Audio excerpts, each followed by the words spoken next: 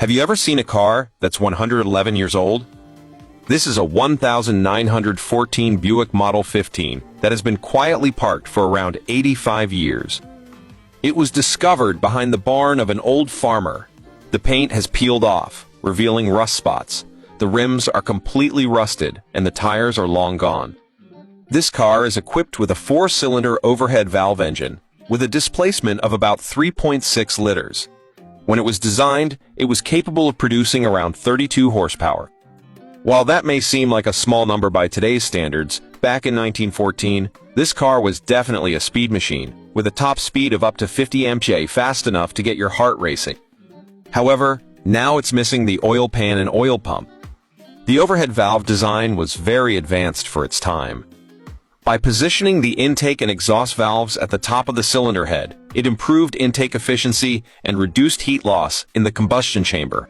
Compared to earlier side valve designs, the overhead valve system provided better control of the intake and exhaust process, boosting engine power and efficiency.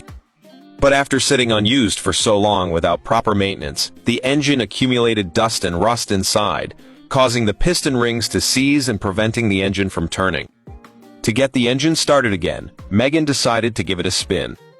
She mixed transmission fluid and acetone, using the lubricating properties of the transmission oil and the strong dissolving power of acetone to clean out the dirt and rust from the cylinder, while also helping to loosen the piston rings. Megan even tried heating the cylinders with fire, though she had to be very careful, since overheating could damage the engine components.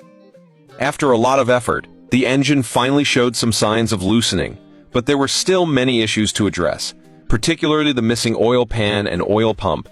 Luckily, Megan found an oil pan on a discarded engine. This oil pan had a unique design with small holes and grooves, which were crucial to the engine's lubrication system. The big end of the connecting rod swings in the oil inside the oil pan, and the oil droplets and mist fly toward all the moving parts, providing lubrication. Once the lubrication system issue was solved, Megan began to repair the ignition system. The original distributor cap had deteriorated, so Megan had to make a replacement by hand, successfully restoring the ignition system's function. Megan cleaned the points in the distributor, connected the coil and distributor, and installed new spark plugs and spark plug wires. When all the prep work was done, Megan attempted to start the engine. Starting a 1914 Buick Model 15 is no easy task. It uses a typical hand crank start system, consisting of the crank handle, flywheel, starter gear, and a safety device. The crank handle is mounted on the front of the engine and made of solid steel, about 3 inches in diameter. The flywheel weighs 25 pounds and has a gear ring. The Buick Model 15 starting system sparked social debate. Supporters saw it as the beauty of mechanics, but it was criticized for being dangerous, especially for female drivers, many of whom were thought to struggle with this starting method.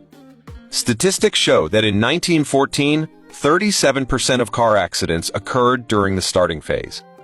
Fortunately, the crankshaft of this car has special markings, and starting it at a specific position increases the success rate by 40%. In 1914, Buick combined an electromagnetic ignition system with a hand crank start to improve reliability and practicality. While electric starter motors were expensive and unreliable, the hand crank system was considered a simple, sturdy, and repairable solution. This Buick Model 15 features rear-wheel drive and a manual transmission with a clutch and chain drive. The transmission is a 3-speed straight-cut gear type with no synchronizers. Shifting is done entirely by hitting the right timing. What's even more surprising is that the chassis of this car has many wooden parts. Early cars still borrowed design elements from horse-drawn carriages, and the suspension was made with solid white ash wood. White ash wood is known for its strong compression and torsion resistance, and it was commonly used in early cars and aircraft. In an era without highways or electronics, this car, with its advanced overhead valve engine and durable design, became a vehicle of choice for society's elite.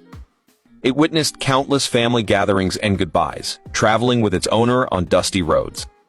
However, as automotive technology rapidly advanced, this car was eventually phased out by the 1930S and was parked in an inconspicuous corner around 1940, starting an 85-year-long slumber. Now, after a series of repairs and adjustments, this 1914 Buick Model 15 is finally able to run smoothly. Not only can it drive, but it also retains the unique charm of its era. If you like this video, please like and follow. We'll see you next time.